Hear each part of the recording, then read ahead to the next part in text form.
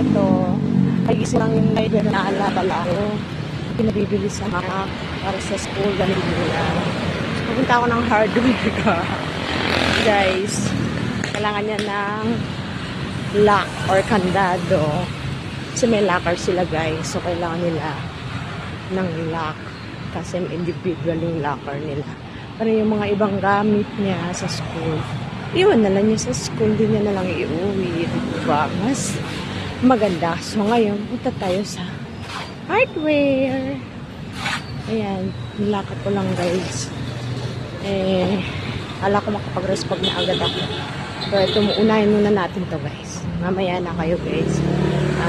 Hanggang gabi pwede naman ako mag-respond guys. Ayan. For now, ito lang muna ang aking video guys. See you later. Bye for now.